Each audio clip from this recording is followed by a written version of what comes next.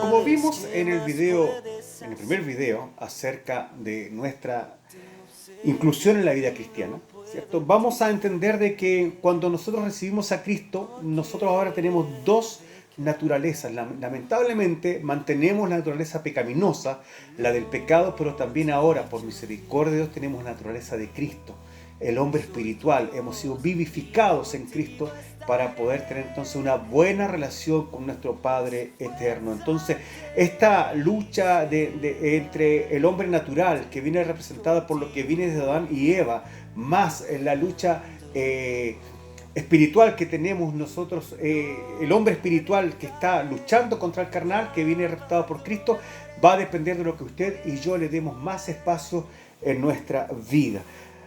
Lo primero que tenemos que aclarar para hablar acerca del pecado es ¿qué es el pecado? Pecado es quebrantar la ley de Dios, ¿cierto? Es infringir la ley de Dios. Ahí en 1 de Juan 3, 4 dice, todo aquel que comete pecado infringe también la ley, pues el pecado es infracción de la ley.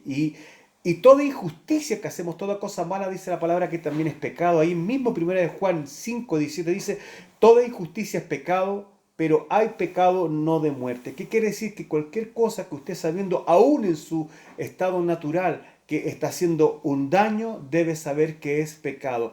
Pecado entonces es infringir la ley de Dios, es desobedecer lo que Dios tiene mandato para nosotros. Amén. Ahora, ¿por qué pecamos?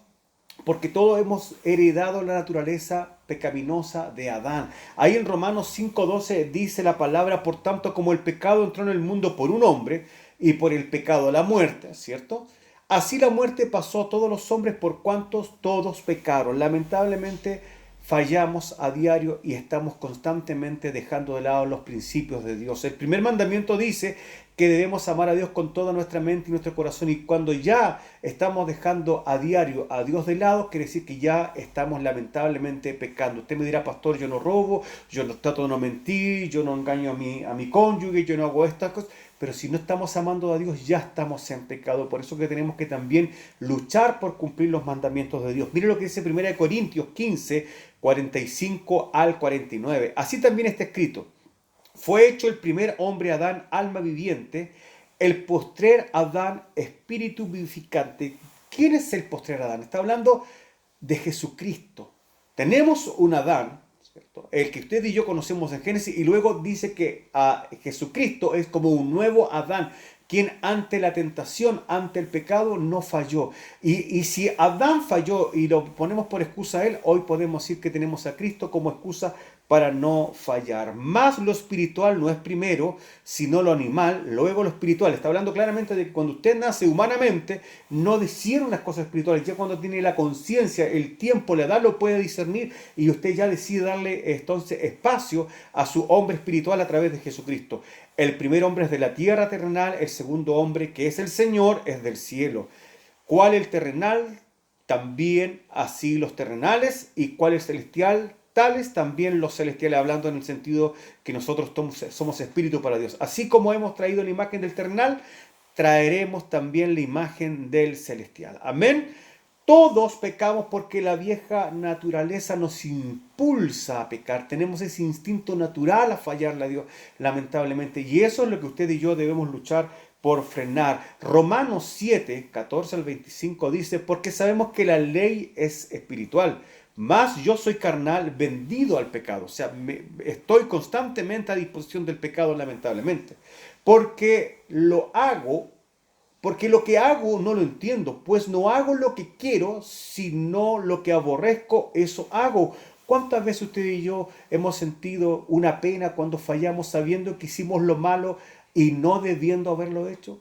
Es porque nuestra naturaleza nos impulsa a eso, pero eso va a ser hoy que usted y yo tenemos a Cristo la excusa para seguir pecando. La palabra nos dice que no.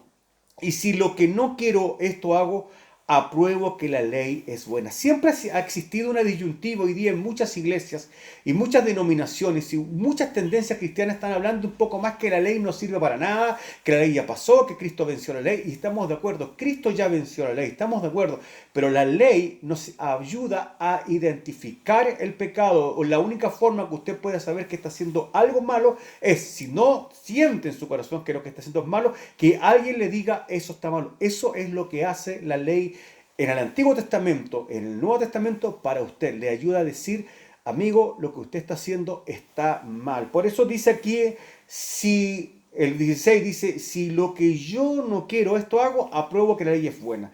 De manera que ya no soy yo quien hace aquello, sino el pecado que mora en mí, ¿cierto? Es una parte de nosotros que está infringiendo, ¿cierto?, la ley de Dios.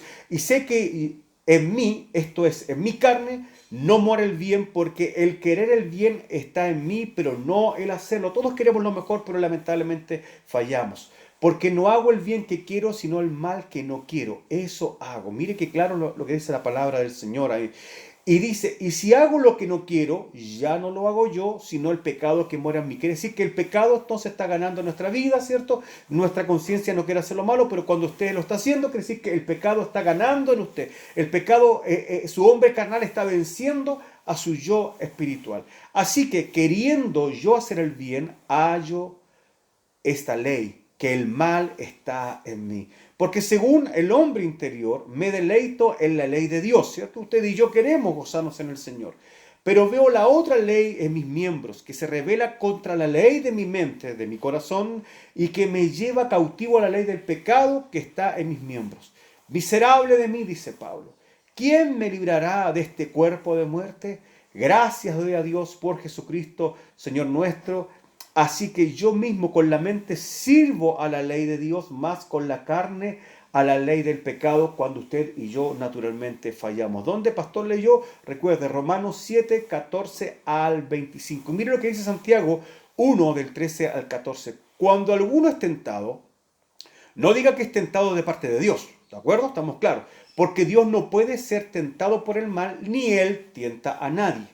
Sino que cada uno es tentado cuando de su propia concupiscencia es atraído y seducido. ¿Qué está diciendo el Señor? Que la verdad que el que decide pecar es usted y no Dios el que te incita a pecar.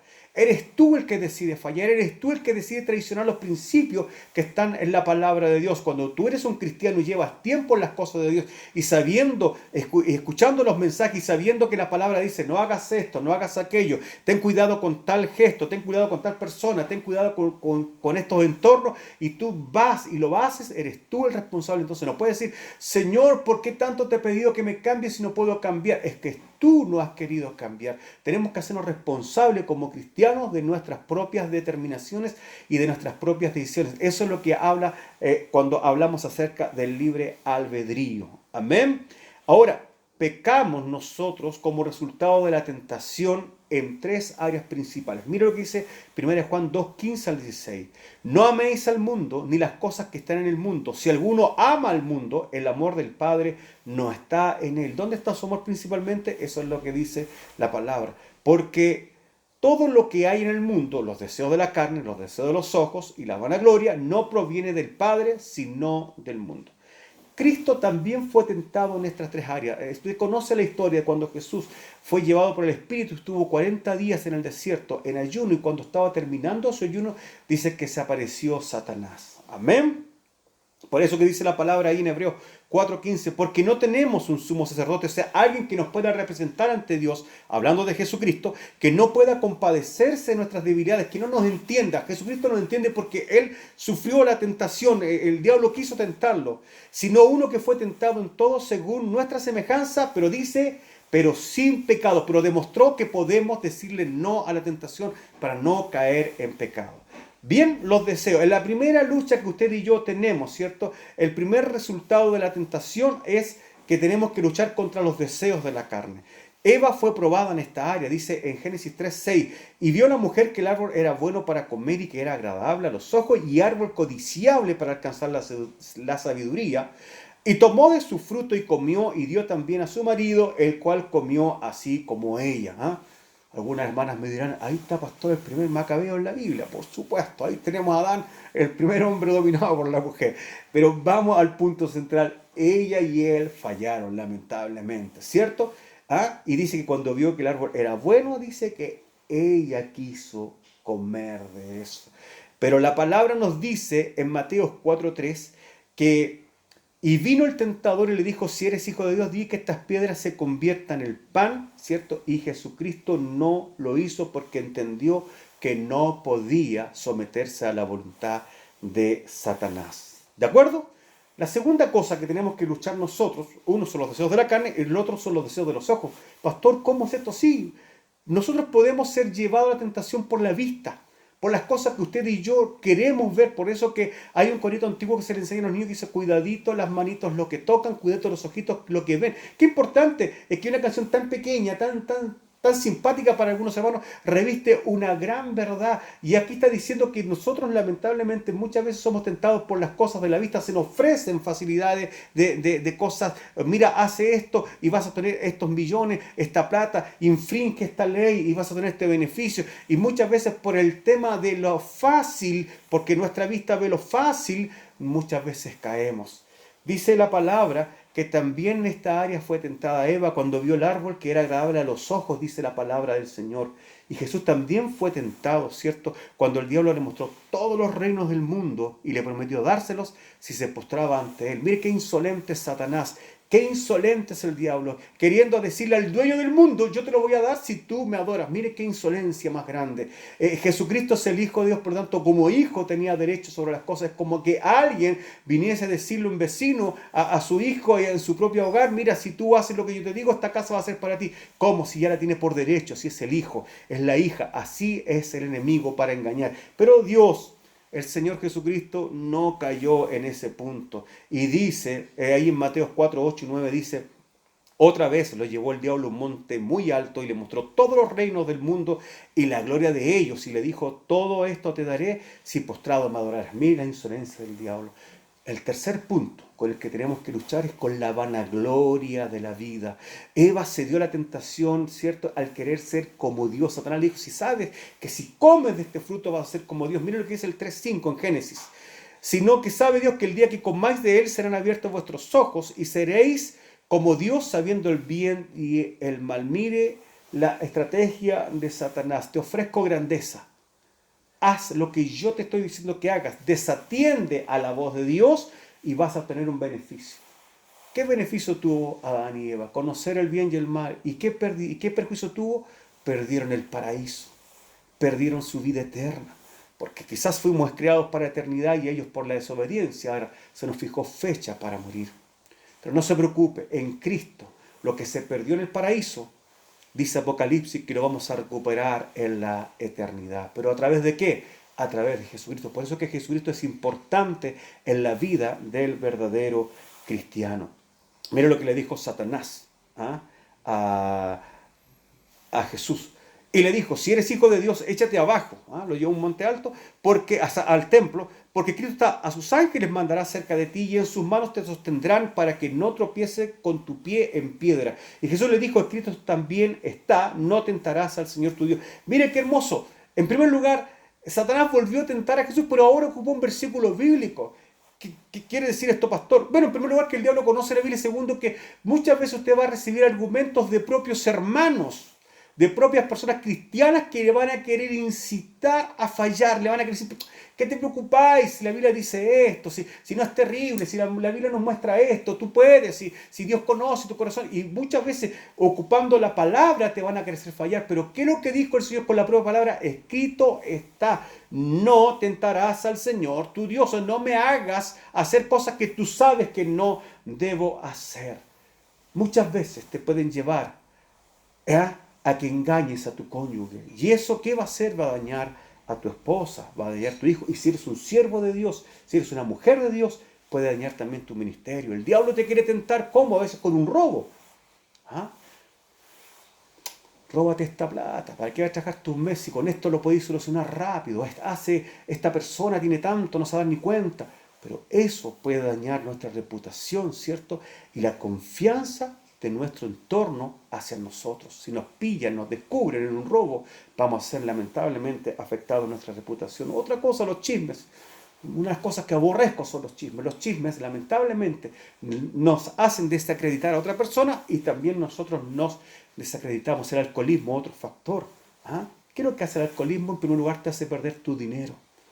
Te hace deshonrarte a ti mismo y lamentablemente muchas veces te hace deshonrar a tu propia familia, porque a ningún hijo, a ninguna esposa o viceversa, a algún ser querido le va a gustar tener un pariente que de un momento a otro por unas copas pierde el control y hace el ridículo, y cuántas veces terminan en pleitos, terminan en cosas que son muy tristes y terminan avergonzándose a sí mismos. Hay otra enfermedad que muchas veces está muy apegada a las personas y no es la mayoría, pero sucede. La ludopatía, cuántas veces apuestan todo lo que tienen.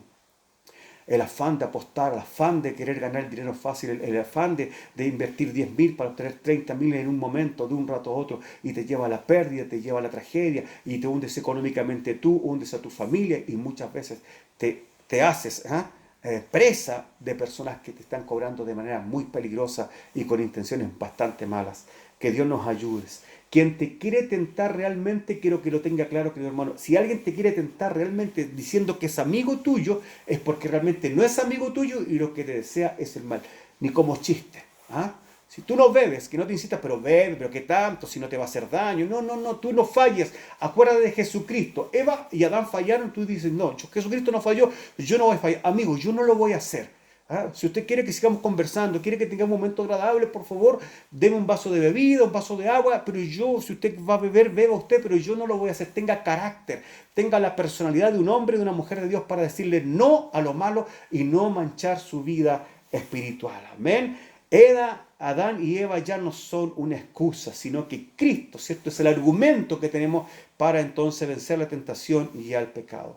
Otra cosa que es importante saber es cómo Dios ve el pecado. Esto es importante.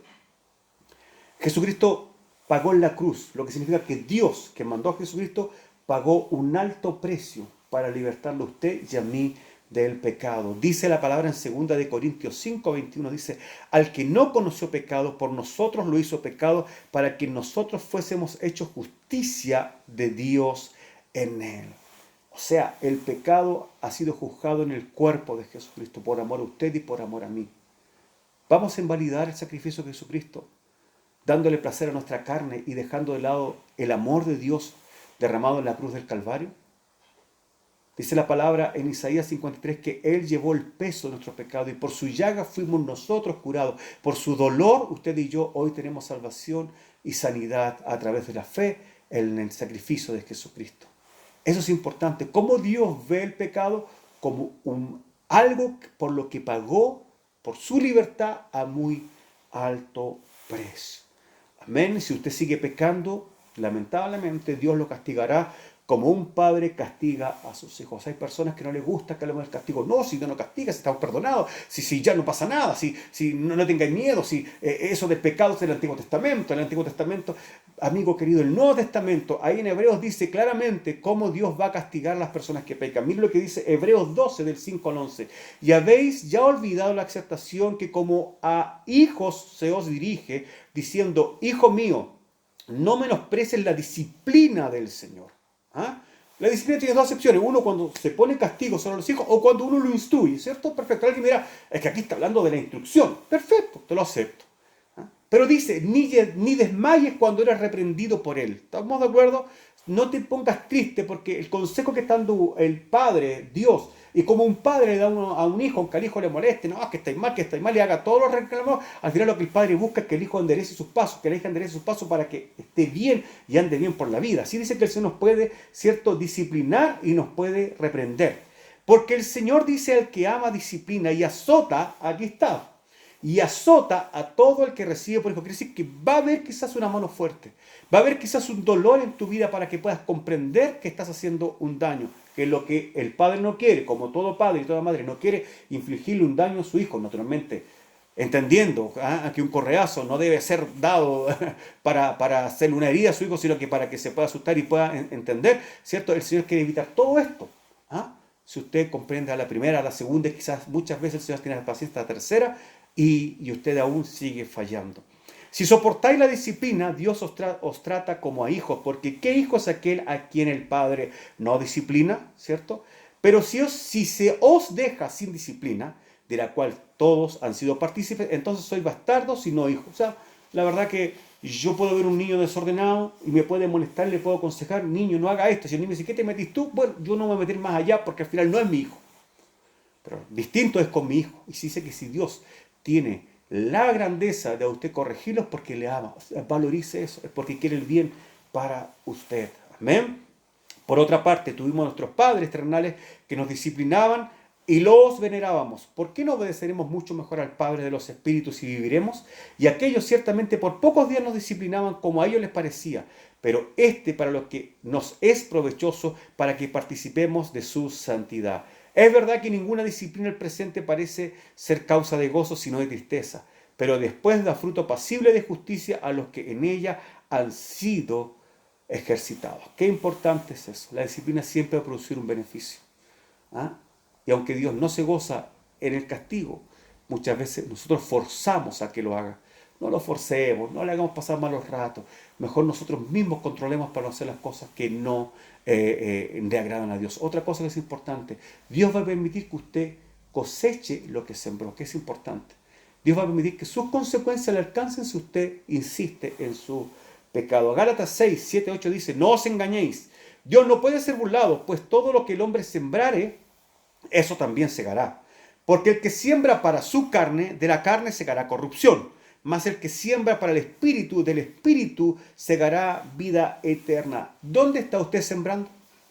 ¿Está sembrando sus gustos carnales, en su visión carnal, de acomodar la palabra para seguir haciendo su falla? ¿O está sembrando las cosas espirituales?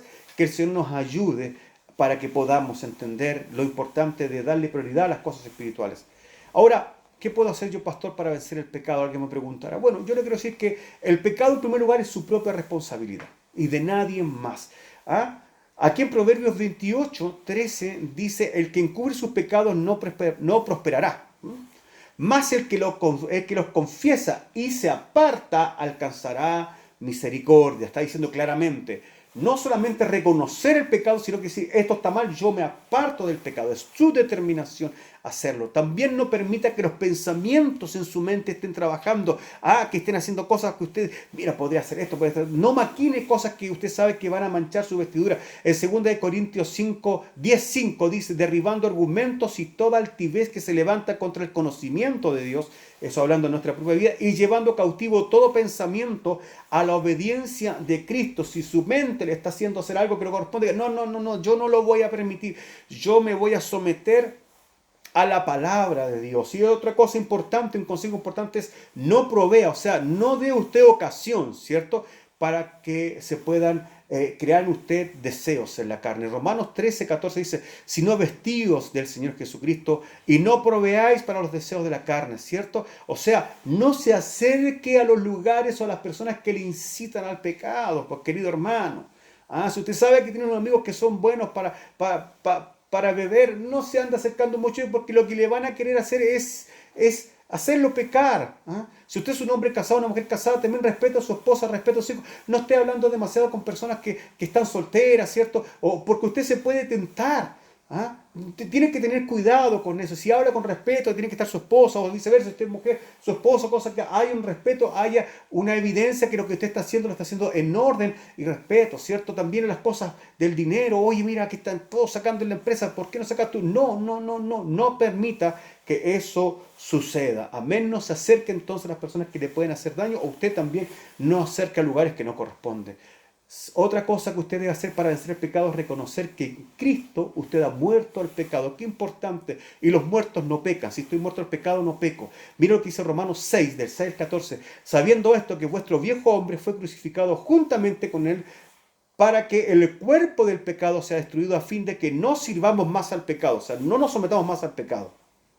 Porque el que ha muerto ha sido justificado del pecado. Cuando usted y yo nos bautizamos, dice que simbólicamente, lo explicamos en el video de bautismo, si no véalo, es que morimos, fuimos sepultados y nacidos como nueva persona, ¿cierto? Se entiende que nuestros pecados ya fueron perdonados, ya fuimos justificados, pero ahora usted y yo tenemos que entender que aunque tenemos la tendencia al pecado, no le demos lugar a fallar, a infringir la ley de Dios, a fallar a los principios de la palabra del Señor. Y dice, y si morimos con Cristo, creemos que también viviremos con Él. Sabiendo que Cristo, habiendo resucitado de los muertos, ya no muere, la muerte no se enseñorea más de Él. Así usted y yo resucitamos para el Señor, ¿cierto?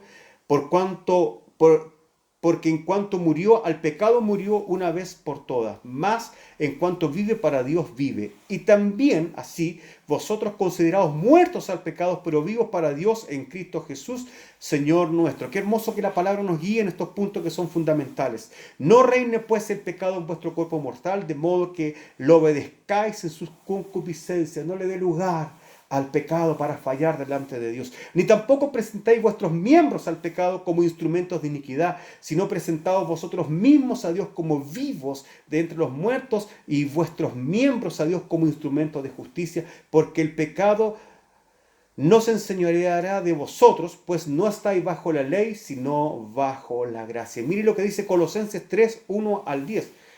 Si pues habéis resucitado con Cristo, buscad las cosas de arriba, donde está Cristo sentado a la diestra de Dios. Poned la mira en las cosas de arriba y no en las de la tierra, porque habéis muerto y vuestra vida está escondida con Cristo en Dios. Cuando Cristo, vuestra vida, se manifieste, entonces vosotros también seréis manifestados con Él en gloria. Haced morir, mira el consejo de la palabra del Señor, haced morir pues lo terrenal en vosotros: fornicación, impureza, pasiones desordenadas, malos deseos, avaricia, que es idolatría, cosas por las cuales la ira de Dios viene sobre los hijos de desobediencia. Mire qué importante que entendamos esto.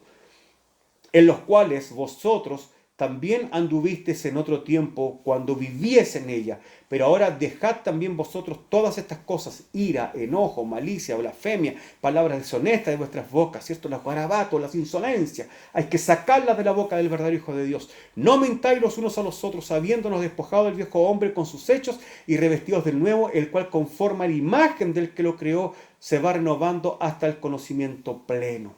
Ven qué importante, dice usted, el que va a través de la palabra ir reconociendo sus pecados. Otra cosa que es importante para apartarse del pecado es algo muy sencillo. ¿Cuál es, pastor? Bueno, reconozca sus pecados. ¿Ah? Reconozca que usted está haciendo lo malo. Algo le dice adentro que está haciendo lo malo, ¿cierto? Usted debe estar de acuerdo con Dios cuando está haciendo algo malo, que eso realmente está malo. Dice en 1 Corintios 11, 31 y 32, si pues nos examinamos a nosotros mismos, no seríamos juzgados.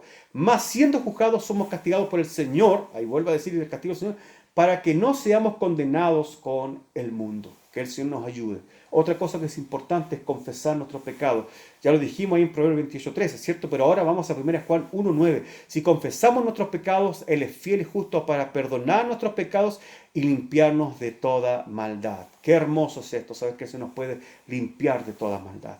Y la única manera entonces también de vencer el pecado es realmente atesorando la palabra de Dios y teniendo un compromiso cristiano como corresponde. 1 Corintios 10:13 dice: no os ha sobrevenido ninguna tentación que no sea humana. ¿Ah?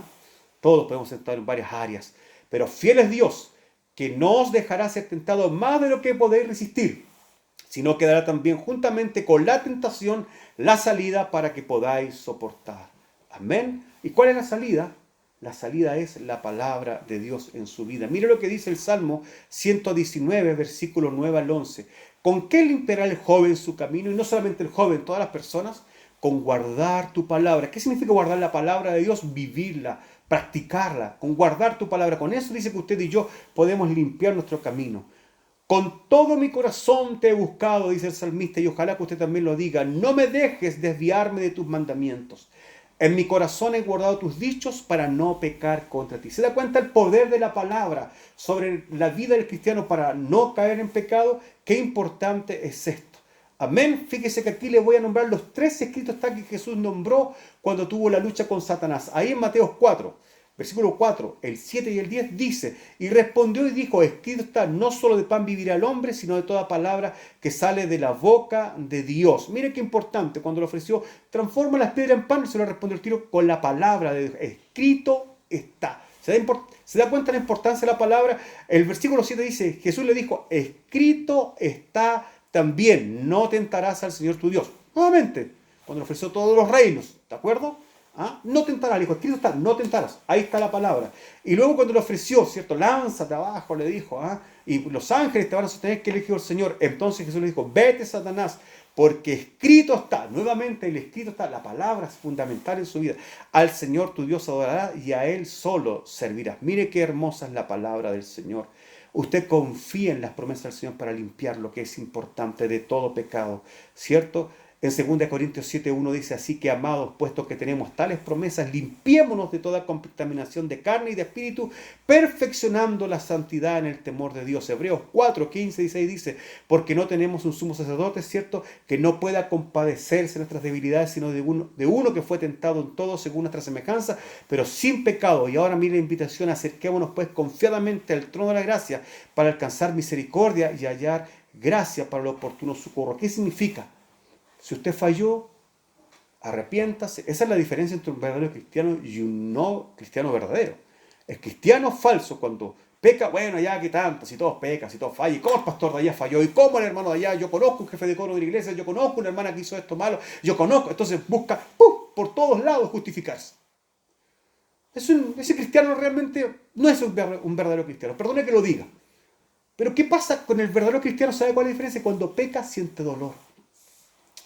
¿Por qué fallé? No debía haber fallado. Si yo sabía que no podía, sabía que no debía, y lo hice, bueno, dice que aún si tú tienes esa lamentable situación de pecar, dice que si tú te arrepientes de corazón, Dios te va a perdonar. Mira qué amoroso es nuestro Dios. Amén.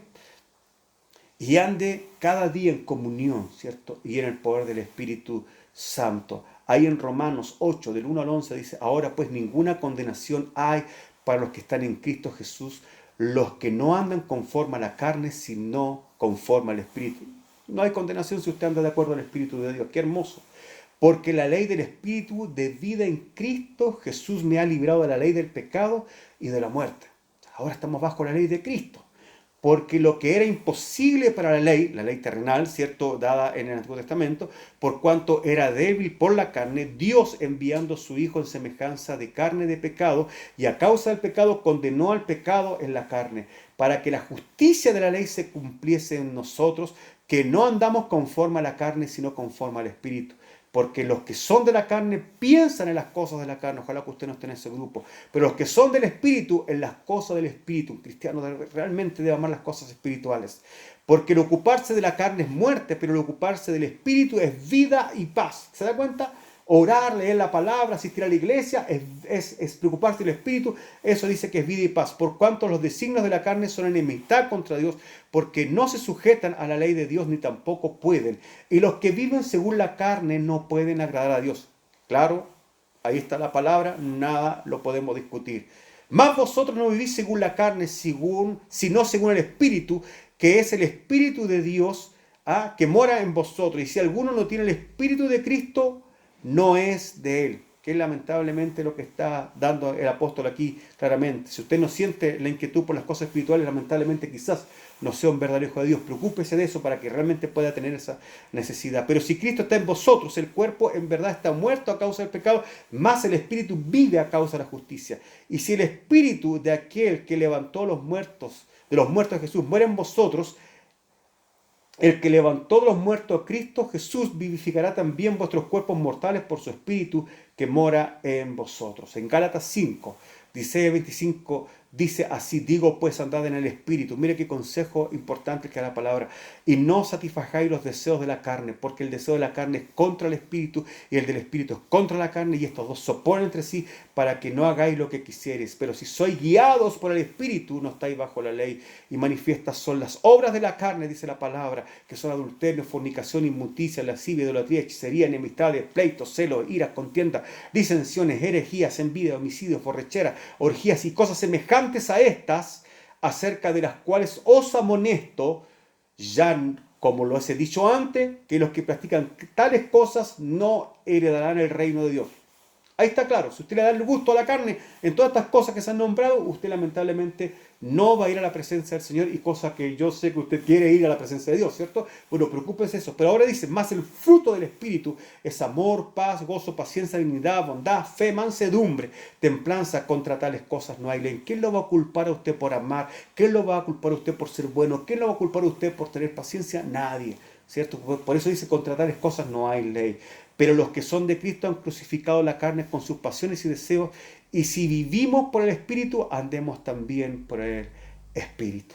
Amén. Para terminar, quiero pregunta fundamental: ¿cómo puedo evitar que me afecten las influencias de este mundo pecaminoso? La palabra nos invita a que no debemos acercarnos a las personas que lamentablemente están en pecado, aunque sí los podemos acercar para tratar de conquistarlos para el Señor. Yo sé que trabajamos, vamos a toparnos con muchas personas que se alejan quizás de los principios de la palabra de Dios, pero lo importante es no compartir con ellos ni ser influenciado por ellos. Amén. Eso es importante. Yo, pastor, pero mis hijos no son cristianos, mi pareja no es cristiana, mis padres no son cristianos, ¿cómo me tengo que alejar de ellos? No, no estamos diciendo que se aleje, estamos diciendo que tenga el criterio, ¿cierto?, de no dejarse influenciar por ellos. Al contrario, que usted los puede influenciar a ellos para acercarse a Dios. Si usted gusta, ahí en su casa puede leer Efesios 5, del 5 al 12, para que pueda conocer la palabra del Señor. Y en 2 de Corintios 6, 14 al 18 también lo puede leer si usted gusta. 2 de Corintios 6, 14 al 18. Yo le invito, esta tarea es para la casa, para que usted tome su Biblia ahí y la pueda leer. Aquí en el video aparecen los versículos, y los puede poner pausa al video, puede anotar los versículos, leerlos para que sea bendecido también, así como dice la palabra en Santiago 4, y del 4 al 5, ¿cierto? También lo puede leer. Amén. Para terminar, usted solamente debe comprender que debemos separarnos del mundo para también ser ayuda en llevar el Evangelio. Mira lo que dice Romanos 1:1. Pablo, siervo de Jesucristo, hablando del mismo Pablo, llamado a ser apóstol y apartado para el Evangelio de Dios. Usted y yo hemos sido apartados para Dios. Por eso que ahora somos santos, no por nuestros medios, sino por Jesucristo. Yo le invito a que usted tome entonces el compromiso serio de apartarse del pecado, de darle el gusto a las cosas espirituales, de orar, leer la palabra, de hacer culto familiar en su hogar en tiempos que estamos viviendo, pero también de cuando ya estemos en normalidad, ¿cierto? Sea celoso con las cosas espirituales, sea responsable en su hora de llegar a la iglesia, sea responsable en la alabanza a la iglesia, sea un hombre fiel, porque tiene que darle importancia a su vida espiritual, porque su vida espiritual es la que debe dominar su vida carnal. Digámosle no al viejo hombre que está representado por Adán y Eva, y digamos sí al nuevo hombre representado por Cristo, para poder conquistar y salir adelante de la tentación y no caer en pecado. Que Dios le bendiga. Amén.